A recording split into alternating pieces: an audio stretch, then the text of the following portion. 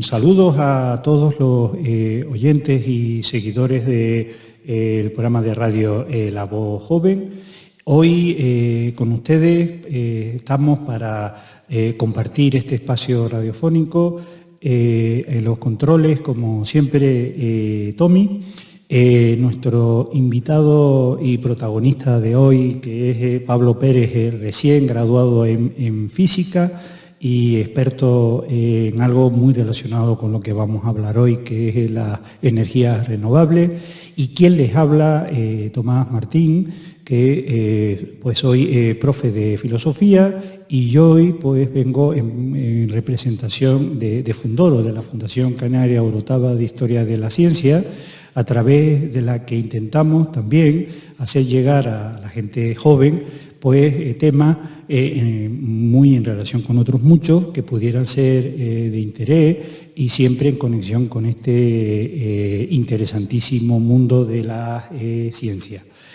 Hoy el tema va a ser uno de los recurrentes, pero no por ello interesante, inevitable, y yo diría que hasta que puede ser, ¿por qué no?, divertido.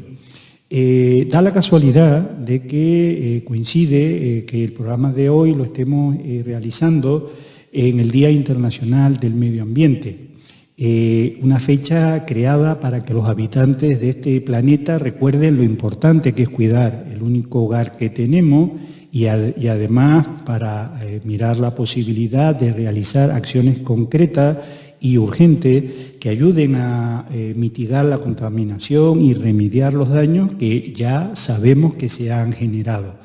Solamente recordar que el Día Mundial del Medio Ambiente se celebra desde 1973, es decir, hace ya más de 50 años, que se eligió el 5 de junio porque esta misma fecha, en el año 72, se desarrolló en Estocolmo, Suecia, la primera gran conferencia sobre temas relativos al medio ambiente, conocida como la Cumbre de Estocolmo. Y ya que tenemos aquí un más que interesado, yo ya diría experto, aunque va a continuar su formación, Pablo Pérez, del que ya podemos decir que es físico, pues vamos a empezar con la primera de las preguntas o cuestiones, ¿no?, para situarnos un poco, ¿no? Directamente, ¿qué se entiende a día de hoy desde la ciencia? ¿Qué es eso del cambio climático? ¿Y cómo podemos tener seguridad, certeza de que realmente está ocurriendo, Pablo? Bueno, primero de todo, buenos días, tardes, noches, cuando sea que estén escuchando. Mucho gusto de estar aquí. Y sí, ya respondiendo a tu pregunta. Primero, ¿cómo se define el cambio climático? Pues bueno, según la Convención Marco de las Naciones Unidas para el Cambio Climático, que es el organismo internacional de referencia para esta materia, se define como un cambio en el clima atribuible directa o indirectamente a la actividad humana, que altera la composición de la atmósfera mundial y que se suma a la variabilidad climática natural observada durante periodos de tiempo comparables. Entonces, para profundizar un poco, digamos, en esta definición, destacar primero que hablamos solo del que es directa o indirectamente atribuible a la actividad humana, es decir, estamos separando la variabilidad climática natural, que sucede por diversos factores, diversos procesos naturales, frente a los que se deben a la actividad humana. Ya lo adelanto, se debe principalmente al uso, la emisión de gases de efecto invernadero a la atmósfera. Entonces, aparte de eso, esta variabilidad, este cambio climático, se tiene que ver durante un periodo de tiempo comparable. En este caso, el periodo de referencia que se suele tomar es la época preindustrial, más o menos a partir de 1850. ¿Por qué? Porque este es el momento donde, bueno, la época industrial es el momento en donde se empieza a quemar carbón y se empieza a usar la energía de forma que emitimos gases de efecto invernadero. Esto se lleva haciendo sin parar desde ese momento. Entonces, aparte de eso, bueno, no aparte, como consecuencia, mejor dicho, desde esta época que te estoy diciendo, 1850, lo que se observa es que hay un aumento en la temperatura tanto de la atmósfera, bueno, una temperatura global, ¿no? Media del planeta de alrededor de 1,1 grados centígrados. Quizás esto pueda parecer poco, pero hay que entender cómo funcionan los promedios. En general son valores que tienen muchas medidas, con lo cual, digamos, un valor, y que además no solo muchas medidas en el tiempo, sino muchas medidas en el espacio. Al final son muchos observatorios atmosféricos a lo largo de todo el globo y la media se hace con todos esos valores, ¿no? Entonces, una media es muy estable frente, por ejemplo, un pico de temperatura muy alto o muy bajo. No se ve reflejado en la media. Entonces, el hecho de que esta media haya aumentado 1,1 grados sobre 15, que es lo que estamos ahora, el valor, o sea, la temperatura atmosférica mundial es 16 grados de media, pues entonces ese aumento de 1,1 grados realmente es muy significativo. Significa que en sitios como Canarias, por ejemplo, hace mucho más calor, por ejemplo. Entonces, realmente es medible este cambio climático. También podemos medir las concentraciones de gases de efecto invernadero que hay en la atmósfera. Actualmente de CO2 hay otros, como por ejemplo metano, óxido nitroso. De hecho, el vapor de agua es un gas de efecto invernadero, pero de esto no se toma en cuenta porque no se emite en los procesos industriales. Entonces, de CO2 hemos pasado de 280 partes por millón en la atmósfera a 425 que hay actualmente. Y ese valor es el más alto que ha habido en los últimos 800.000 años. Ajá. Es interesante lo que dices porque, como los oyentes saben, hay debate, hay opiniones, hay intercambios de ideología, pero tú, Pablo, acabas de plantearnos datos y acabas de dar con una de las claves, creo yo a mi juicio, que es lo de que este fenómeno que nos atañe a todos, desde luego, es medible, ¿no? En relación con esto, con estos datos y con estas mediciones, ¿dirías tú que hay un amplio consenso en la comunidad científica que sirva para responsabilizar a la actividad humana y no a otras causas como la fundamental de este fenómeno? Sí hay un consenso. Obviamente hay gente que discrepa, porque hay gente que discrepa con todo, no necesariamente con las bases científicas adecuadas, pero sí existe este consenso en que es la actividad humana el principal causante del cambio climático actual. Se han intentado buscar otras causas, como por ejemplo volcanes, como por ejemplo los ciclos solares. Bueno, todos estos han quedado descartados de una forma u otra. Por ejemplo, los volcanes en general emiten de forma puntual muchos gases de efecto invernadero. Mucha gente señalaba eso como algunos problemas, las últimas grandes erupciones que ha habido en las últimas décadas, digamos. Se sabe que no son la causa porque, aparte de esos gases de efecto invernadero, también emiten muchas cantidades de aerosoles, que son partículas que impiden que la radiación solar penetre en la atmósfera. Entonces, el efecto global de un volcán no es ni siquiera aumentar la temperatura, sino disminuirla. O sea, si uno se va a los registros de la erupción del volcán Pinatubo de 1991, que es uno de los más grandes de las últimas décadas, verá que las temperaturas globales bajan del orden de medio grado, lo cual es bastante. Y esto se debe, en parte, a eso. También, así como curiosidad, la contaminación, digamos, lo que es como los problemas de contaminación en las ciudades que vemos, pues, por ejemplo, ciudades como Madrid, Barcelona, han tenido muchos problemas con esto. Sobre todo en el sureste asiático se tienen muchísimo, está completamente descontrolado, países como India, muchas partes de China. También esta contaminación está formada por estos aerosoles. Y por tanto, esas ciudades no están tan calientes como deberían. Claro, obviamente a cambio de un problema grandísimo para la salud como es la contaminación, ¿no? Pero la cuestión es, el IPCC, que es el Panel Intergubernamental para el Cambio Climático, digamos el conjunto de científicos de referencia que emiten informes de forma más o menos periódica para tratar este problema, hizo una simulación en donde quitaba la actividad humana como causa del cambio climático, ¿no? Digamos nuestras emisiones. Y es imposible encontrar un modelo de esta forma que se asemeje a al aumento de temperatura que estamos viendo. Es solo cuando añadimos la actividad humana, cuando aparece, cuando el modelo, digamos, refleja lo que estamos viendo.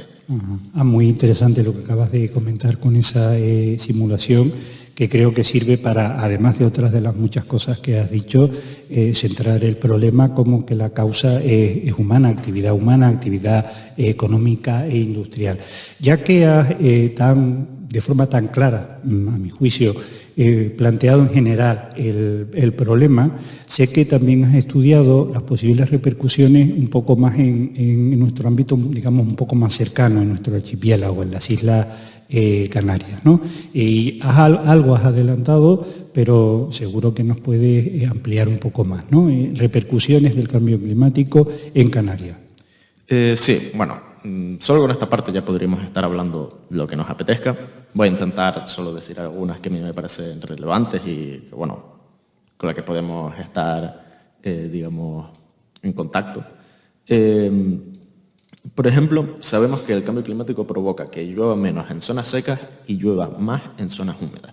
Para lo que es la latitud de Canarias dentro del globo, eso significa que en general nos lloverá menos. Esto acarrea problemas como un mayor grado de desertificación en zonas de montaña, como por ejemplo el Teide. Y esto también, obviamente, afecta a la distribución de especies, que sabemos que en Canarias es muy rica por su biodiversidad y la cantidad de especies endémicas que tenemos. No solo cambia la cantidad de lluvia, sino la distribución. En general, llueve menos de lo que llovía hace 30 o 40 años en noviembre y enero, pero llueve más en marzo y en diciembre. Aparte de eso, pues también, así como, por si alguien no lo sabe, el océano también absorbe CO2. De hecho, se estima que el océano ha absorbido más o menos un tercio del CO2 que hemos emitido entre el 94 y 2007. Se hizo un estudio en donde se concluyó que el océano había absorbido esa cantidad de CO2. Esto provoca que cambie las características del océano, en concreto su acidez. Lo hace más ácido. Esto implica que muchas especies marinas tengan que o bien adaptarse o bien moverse a otros sitios para conseguir sobrevivir. Aparte del hecho de que la temperatura de las aguas canarias, como las de todo el mundo, ha aumentado, así como el nivel del mar, ¿no? Entonces, también está este problema con los ecosistemas marinos, en donde vemos que es un desplazamiento, una pérdida en general de la biodiversidad marina. Y también vemos en la vegetación, en el Teide, en general la vegetación canaria en las cotas más altas se establece en pisos de vegetación. Voy a hablar de la del Teide porque en viajes que se hicieron en los siglos XVIII y XIX, de grandes viajeros como Alexander von Humboldt, por ejemplo, se tienen registros de todas las especies vegetales que había en el Teide en ese momento y a qué altura se encontraba. Entonces, podemos utilizar esos registros para comparar con a qué altura se encuentran las mismas especies hoy en día. Y lo que vemos es que todas se han desplazado hacia arriba. Esto se debe al calentamiento global, ¿no? O sea, se debe a que, para empezar, cotas inferiores ahora son más cálidas de lo que eran antes y por tanto se han hecho inhabitables para ciertas especies, a la vez que cotas superiores, que eran demasiado frías, se han vuelto más cálidas y pueden ser habitadas por especies que antes no podían. Esto ocurre tanto con especies endémicas como con especies invasoras. Especies invasoras que, por cierto, se ven beneficiadas en general por el cambio climático, debido a que en general tienen mayor capacidad de adaptación frente a cambio de condiciones climáticas.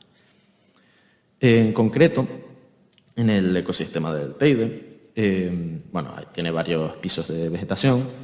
Los más perjudicados son el hábitat del pico, que es el más alto de todo, el retamar, el pinar húmedo y el monte verde.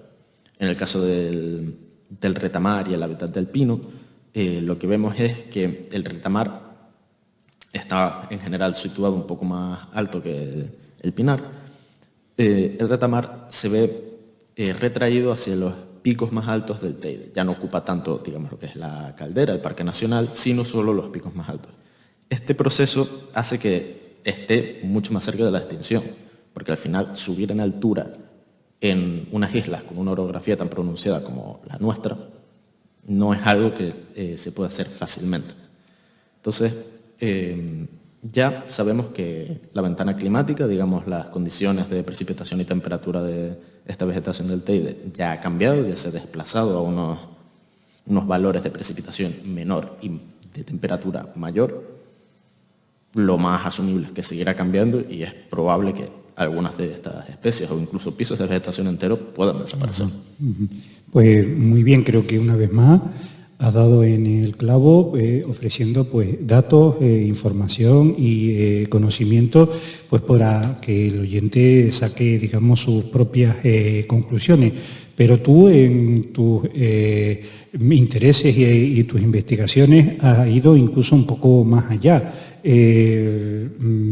Has conectado el hecho de que todavía sigamos con la emisión muy por debajo de lo que las cumbres internacionales han propuesto, y lo has conectado con un gran tema que también nos atañe a todos, ¿no? Como es el de la economía en Canarias, ¿verdad? ¿Qué conexión ves tú ahí y cómo podríamos situarnos un poco en ese puente entre el cambio medioambiental y problemas económicos? En cuanto a esto se podría enfocar de varias maneras. Yo en la que he podido hacerlo, he decidido hacerlo, es en cuanto a cómo afecta la subida del nivel del mar que provoca el cambio climático en cuanto a pérdida de superficie de playa, que al ser un archipiélago basado en el turismo, esto supone unas pérdidas económicas importantes. Antes de eso, explicar que el nivel del mar sube principalmente por dos motivos. El primero es porque cuando las cosas adquieren más temperatura, aumentan su volumen. En el caso del agua, la subida del nivel del mar, expansión térmica que se conoce, es responsable del 41% más o menos de la subida del nivel del mar que medimos actualmente, que es de unos 20 centímetros. Otra vez, no parece mucho, pero ya veremos las repercusiones que eso puede tener. El otro causante principal es el deshielo de los glaciares, hielo que está posado sobre tierra y que por el aumento de temperatura se derrite y pasa al mar. Entonces, existe un informe del año 2022 que estima cuáles son los riesgos para las costas de Canarias y hace este enlace del que tú hablabas con las pérdidas económicas. Tratan dos escenarios que se tratan también en los informes del IPCC, que son el escenario intermedio de emisiones, que se llama RCP 4.5. Bueno, intermedio es más o menos seguir por donde vamos, y también tratan uno extremo donde emitimos todavía más, que se llama RCP 8.5, básicamente. Entonces, para 2050, en el escenario intermedio aparecen unas 148 playas afectadas.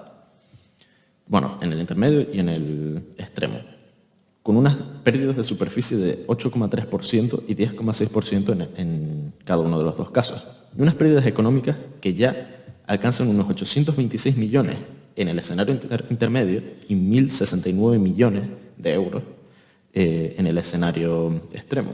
Esto ya son pérdidas considerables, pero es que si nos vamos a 2050 no es mucho más alentador. El número de playas afectadas en el escenario intermedio se vuelve 150, para 153 en el escenario extremo. La pérdida de playas de superficie se duplica, bueno, más incluso se triplica o cuadriplica, llega hasta un 29% en el escenario intermedio y un 45% en el escenario extremo. Un 45% significa que muchas de las playas que conocemos desaparecen directamente. Además, la pérdida económica ya empieza a ser no solo considerable, sino tremendamente importante. Llega hasta 2.940 millones de euros en el escenario intermedio y en el caso extremo llega hasta 4.500 millones de euros. Eso supone alrededor de un 10% del Producto Interior Bruto de Canarias. Y estamos hablando de que son pérdidas asociadas a la subida del nivel del mar en playas canarias. No tiene por qué ser únicamente debido a lo que se pierde en turismo. Al final también hay muchas zonas de Canarias, de hecho, según este informe, 47, que tienen un alto riesgo también en otros factores como el ecosistémico del que estábamos hablando, como el tejido empresarial, como tejido urbanístico. Entonces, todas estas pérdidas de las que hablo no son simplemente pérdidas en turismo, sino son pérdidas en infraestructuras, en economía, en industria en general. Entonces, este informe, como decía, define 47 zonas de alto riesgo.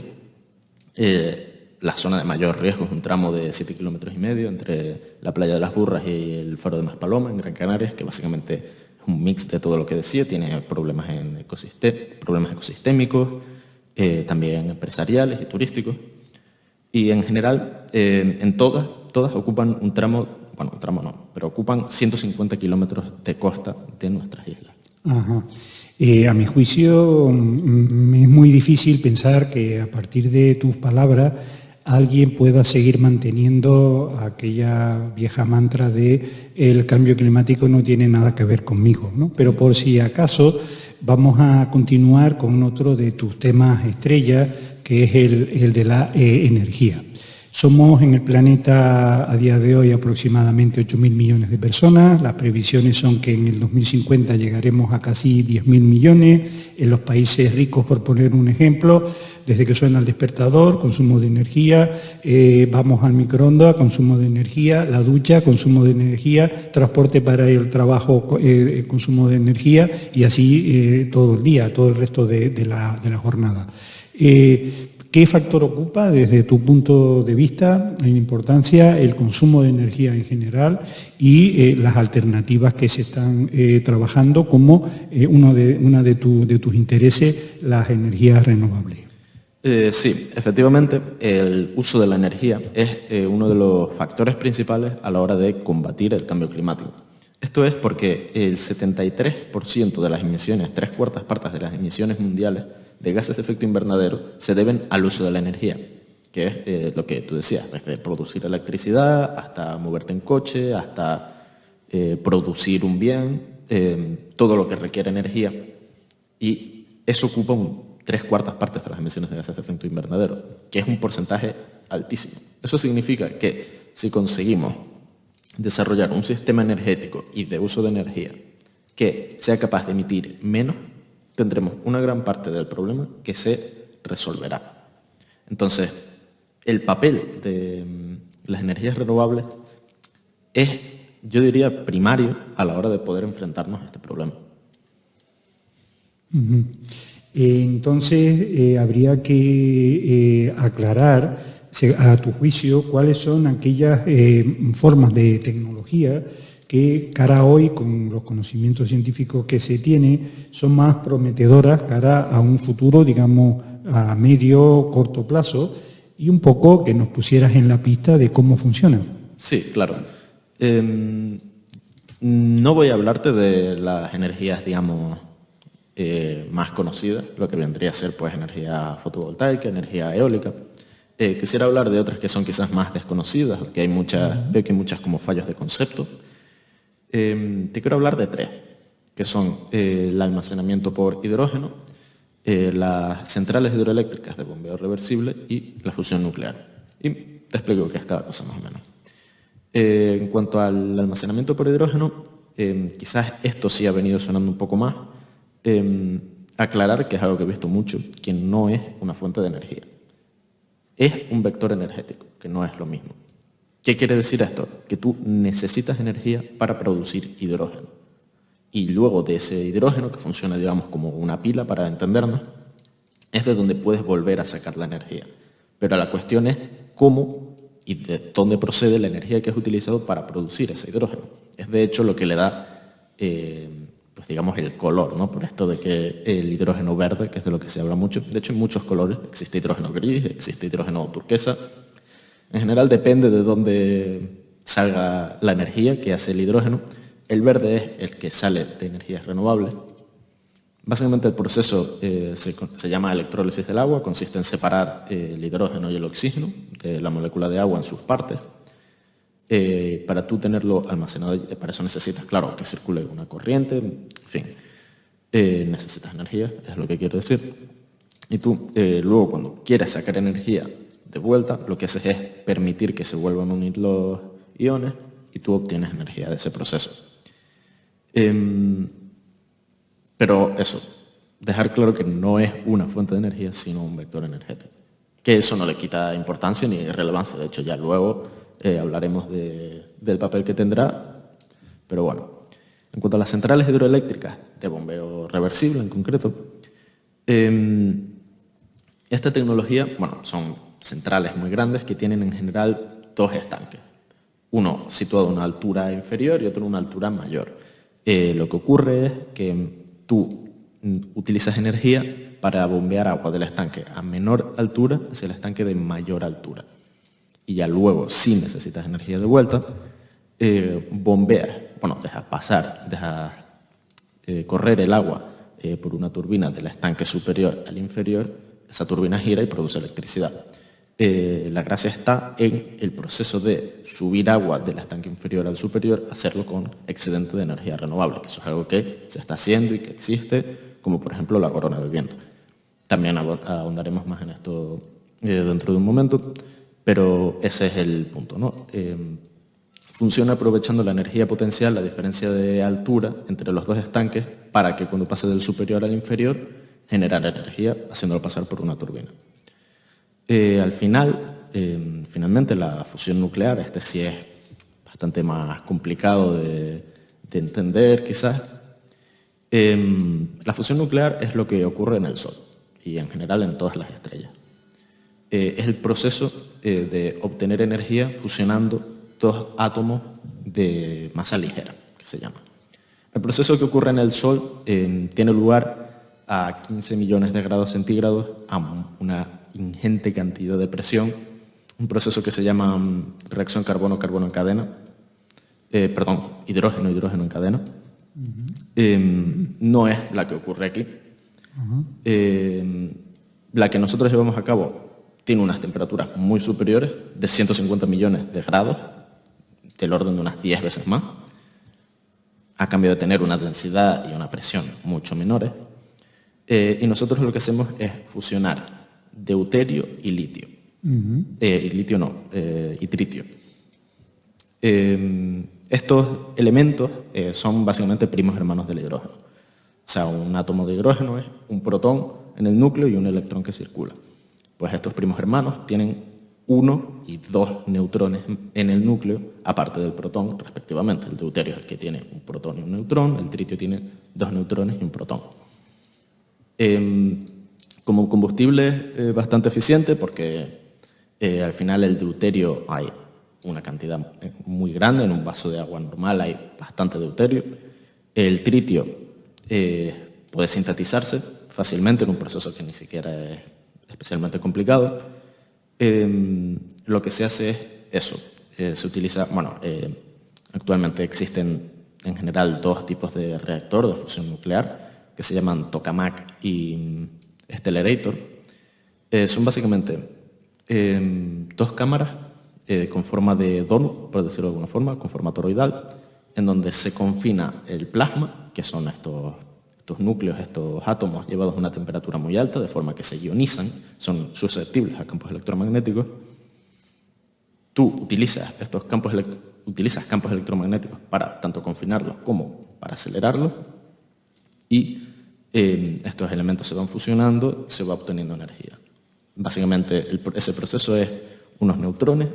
Cuando se producen estas fusiones salen neutrones disparados hacia unos calentadores de agua que calientan agua y mueven una turbina, que es lo de siempre básicamente. El stellarator es lo mismo, salvo que tiene una forma ligeramente diferente, digamos, es como si tú retorcieras el donut, y eso se debe a que en el tokamak tú necesitas, aparte de necesitas, para tener bien confinado el plasma, necesitas una corriente inducida que circule. Y eso, en general, perjudica el rendimiento. O sea, hace que tú tengas que parar de vez en cuando el funcionamiento del reactor. El stellarator, no. El stellarator, por la forma que tiene, no necesita una corriente inducida y, por tanto, puede funcionar indefinidamente. Esto es básicamente cómo funciona. Sí. Nada, que personalmente estoy impresionado de las posibilidades que científicos y tecnólogos están en serio analizando y estudiando pues, para resolver el terrible problema de la energía que decíamos antes, ¿no? A partir de lo que has dicho, ¿te atreverías a ilustrarnos, aunque sea brevemente, sobre la otra posibilidad nuclear, la de la fisión, en el sentido de que incluso ha entrado en un debate de si es o no una energía limpia, ¿no? Me refiero a que llevamos ya muchas décadas utilizando centrales nucleares de fisión. Habría que a lo mejor para el oyente distinguir fusión de fisión y preguntarte a título un poco personal por la viabilidad de que, como algunos países todavía hacen, sigan usando masivamente ese tipo de energía. Sí, bueno, esto es cierto que no lo expliqué. La fusión y la fisión son procesos opuestos. En fusión hablamos de fusionar átomos pequeños, en fisión estamos hablando de separar un átomo que es muy masivo, que tiene muchos nucleones, en dos átomos que sean más ligeros, ¿no? Lo normal es el uranio 238, plutonio, este tipo de materiales que ya a uno le suenan más. Y el problema que tienen es efectivamente ese, que los residuos que generan tienen una radiactividad que dura mucho tiempo, a pesar de que se obtiene una gran cantidad de energía. Hasta donde yo sé, existen formas de tratar esos residuos para poder aprovecharlos de otra forma. Hay que ver hasta dónde se puede llegar. Lo cierto es que en esos términos la fusión nuclear es mucho más atractiva en cuanto a que no genera residuos radiactivos. Aparte de que el combustible tampoco hay que procesarlo de una manera tan complicada como son los procesos de enriquecimiento del combustible nuclear tradicional, y no tenemos el problema de escasez, quizás, de combustible que sí puede haber con el uranio y el plutonio, porque ya te digo, las reservas de deuterio que hay en la Tierra pueden durar incluso hasta que se acabe la vida en el planeta. Entonces, ¿hasta qué punto es viable que un país dependa de energía de fisión nuclear, como por ejemplo Francia, que gran parte, la mayoría de la energía que producen es de origen de fisión nuclear? Pues eso hay que considerarlo. Yo no creo que la fisión tenga un papel tan relevante en el futuro, sobre todo cuando se consiga resultados fiables con la energía de fusión, pero hasta ese momento tampoco lo demonizaría como hace mucha gente en cuanto a que porque es que no, tampoco me parece tan blanco-negro, me parece una energía útil. Eso, hasta el punto en el que la fusión nuclear sea estable y eficiente, yo creo que ya dejará de hacerse. Ajá.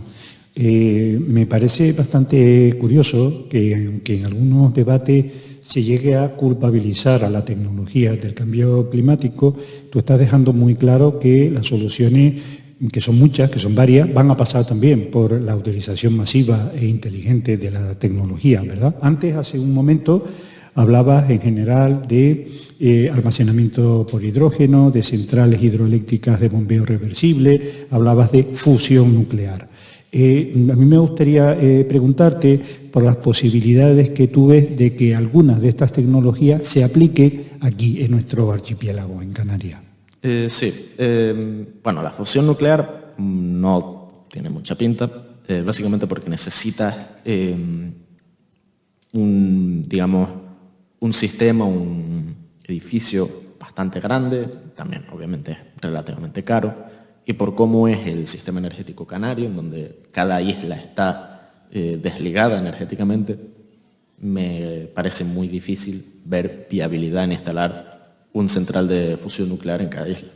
Sin embargo, el almacenamiento por hidrógeno sí es aplicable en Canarias, en cuanto a que, el hidrógeno, por cómo funciona, digamos, estas mini pilas de las que estábamos hablando, tiene una ventaja muy, muy grande, y es que permite descarbonizar sectores que son muy difíciles de descarbonizar, como por ejemplo el transporte.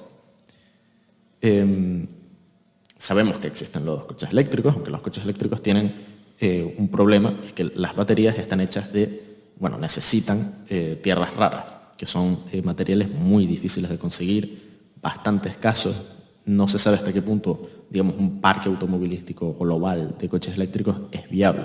Yo no creo que mucho. Entonces, se estudia la viabilidad de utilizar este hidrógeno como combustible, también para, por ejemplo, calentar edificios que necesiten calefacción. Entonces, este será el principal uso del hidrógeno en el futuro y por lo que yo creo que será relevante y será perfectamente aplicable en Canarias. Sobre todo, será aplicable en Canarias las centrales hidroeléctricas de bombeo reversible, que de hecho ya existen.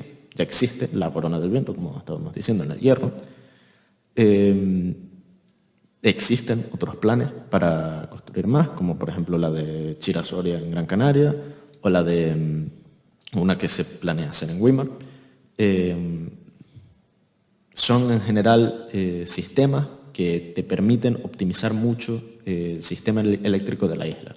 Porque ya te digo, aprovechan la energía excedente del parque eólico, del parque fotovoltaico, que no se está utilizando porque están produciendo de más, en llevar este agua del tanque inferior al superior y luego puedes utilizar esa energía. Realmente es un sistema que te permite optimizar mucho tu parque energético. Además, por lo que decía antes también de la pronunciada orografía de Canarias, hay mucha diferencia de altura en, digamos, poca distancia, ¿no? Entonces, eso hace que sea muy aprovechable que haya mucha diferencia de energía potencial entre ambos estanques y se pueda sacar bastante energía. Y por bastante quiero decir, la Corona del Viento, este año pasado, en su año de menor producción, por así decirlo, este dato igual lo digo mal, pero alrededor de un 40% de la energía de la isla salió de la Corona del Viento, durante todo el año, un 40%. La central de Chira-Soria planea que sea un 37% de la energía de Gran Canaria. Estamos hablando de unos porcentajes que son no ya solo importantes, sino que son vitales, o sea, del orden de un tercio, 4/10 partes, cosas así que son realmente, yo creo que las centrales hidroeléctricas son una gran parte del camino de hallar tanto un sistema eléctrico descarbonizado como uno independiente, digamos, solvente de cada isla. Ajá. Entre otras cosas, además de dejar claro el papel de la investigación en tecnología en el posible arreglo o limitación de lo que se nos puede venir encima, has utilizado conceptos como equilibrio, optimización. Está muy claro que, por lo menos a mi juicio, varitas mágicas totales no existen. Habría que mirar entonces efectos positivos y negativos, que siempre los hay, de cualquier uso de cualquier tecnología.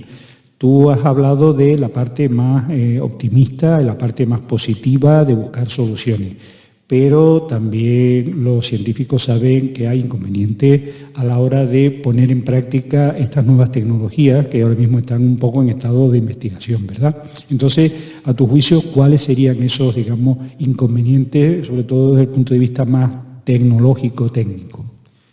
Sí, hay varios, como en todo, siempre hay inconvenientes.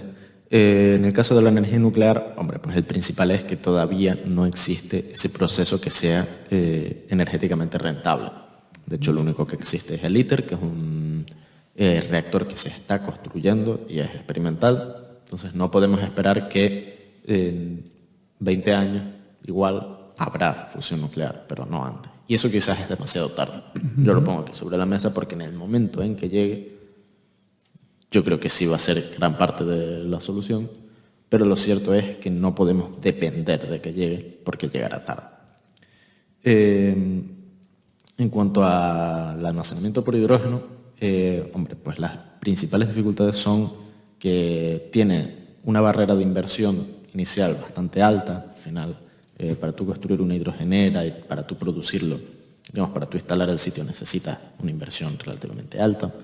Además, el almacenamiento es relativamente complicado, que no insalvable, ojo, o sea, esto se puede hacer, pero claro, si tú lo almacenas el hidrógeno como un gas, al final es flamable, puede llevar a accidentes, puede haber escapes.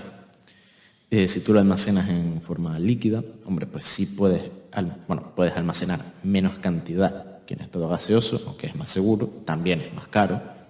Si lo almacenas, también hay otra forma de almacenamiento, que es con hidruros sólidos, digamos en forma sólida. El problema que tienes es que, aunque sea la más segura, también es más o menos, no es tan cara como la en forma líquida, el problema es que pesa mucho. Por ejemplo, ya es la que menos eficiencia tiene en cuanto a, digamos, cantidad de espacio que ocupa frente a hidrógeno que almacena. Ya te digo, todas estas dificultades en cuanto al almacenamiento son salvables, pero sí es cierto que son tecnicidades que pueden suponer un problema. Sobre todo eso, un nivel de inversión inicial.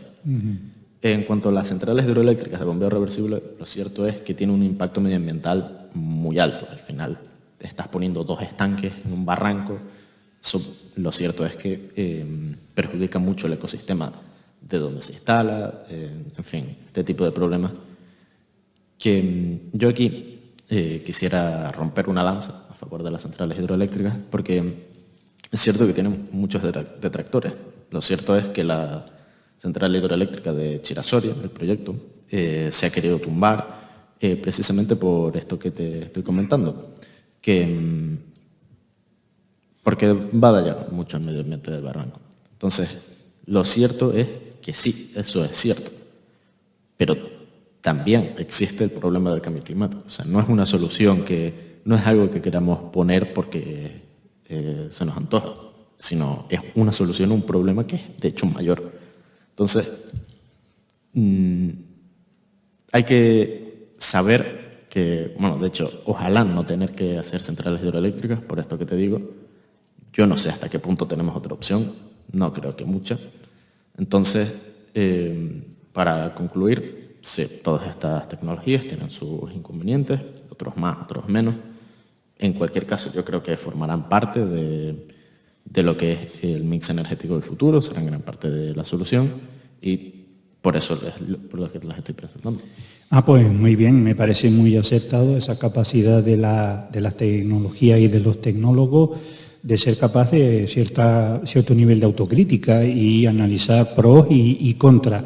Me vas a permitir que, llegado a este punto, y aunque sea de manera así un poco ligera y a nivel de opinión personal, te saque un poco de tu especialidad, porque tú acabas de plantear retos y dificultades técnicas, pero me atrevería a sugerirte. ¿Ves que también hay otro tipo de retos que estén influyendo directa o indirectamente en la investigación y el desarrollo tecnológico?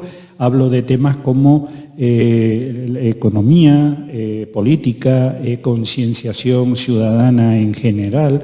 Es decir, ¿cómo ves un poco ese tema? ¿Qué te gustaría destacar y sobre todo aquello que creas que tenga más influencia en tu ámbito, que es la investigación científica? Sí, bueno, seguramente a cualquier investigador español que le preguntes te dirá que las condiciones bajo las que investiga no son las que deberían. En cuanto a que investigar en España en general es difícil.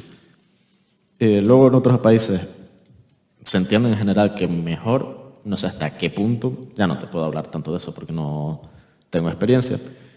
Lo que sí te puedo decir es que en general muchos de estos proyectos, bueno, la burocracia que está detrás de este tipo de proyectos en general es bastante lenta también. Se tarda mucho en poder aprobar estos proyectos, en poder sacarlos a concurso. Esto en general es un problema porque, ya te digo, no tenemos tampoco tanto tiempo como para reaccionar y sin embargo estamos tardando mucho en tomar las decisiones y que se lleven a cabo.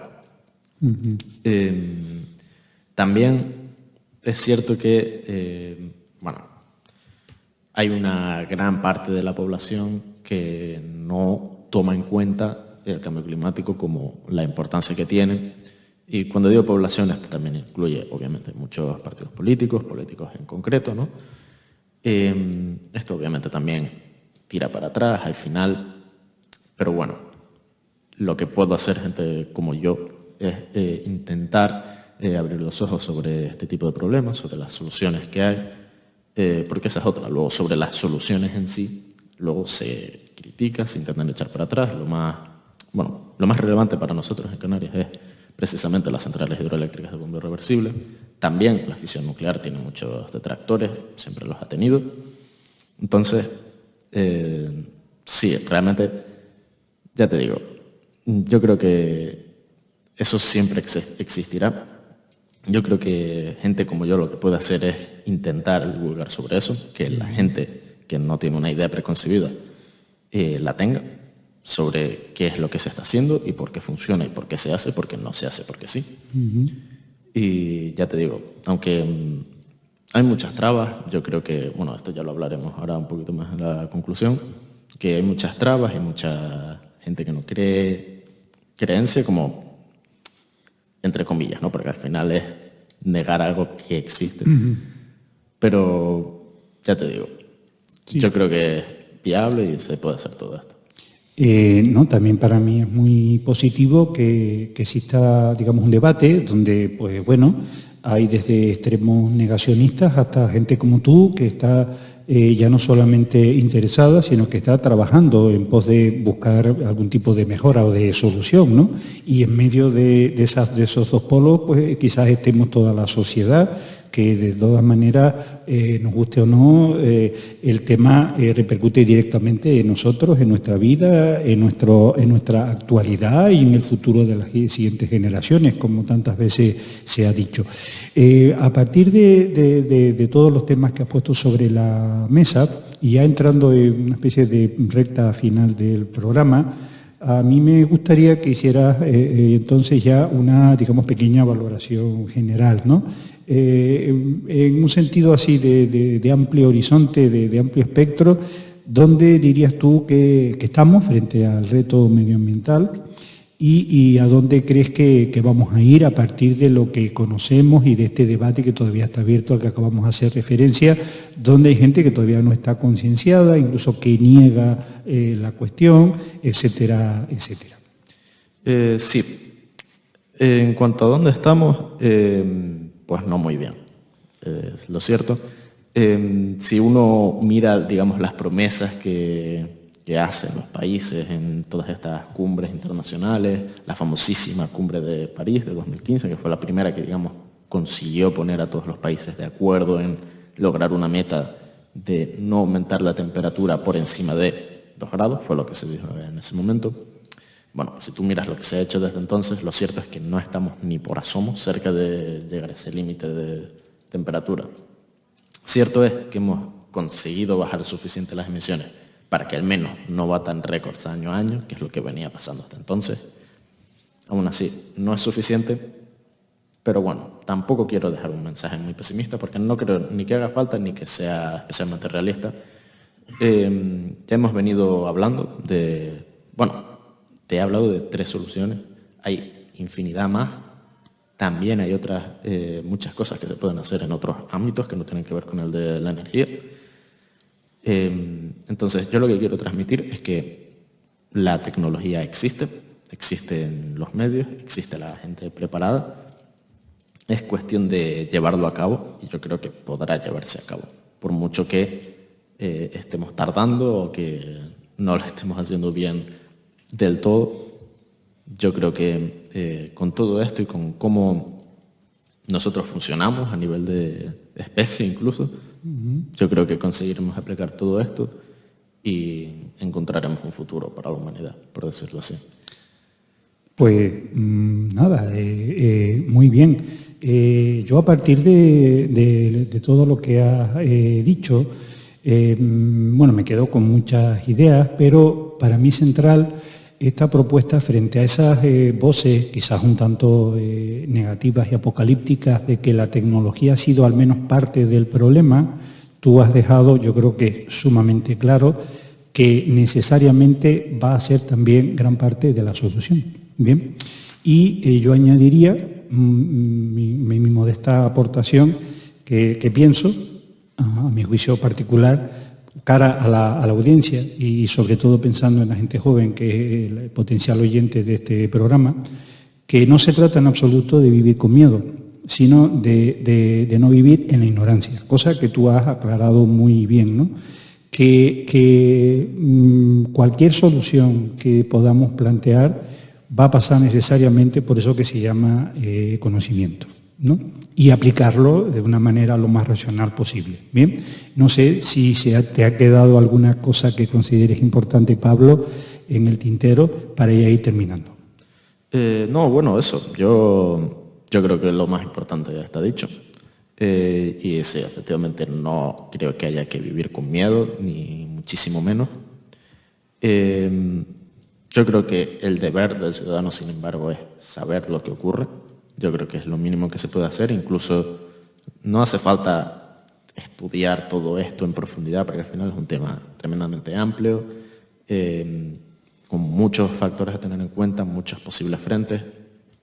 Pero, sin embargo, yo creo que sí es razonable pedir que se escuche a los que sí lo hacen, a los que sí se dedican a investigar esto, que por eso están.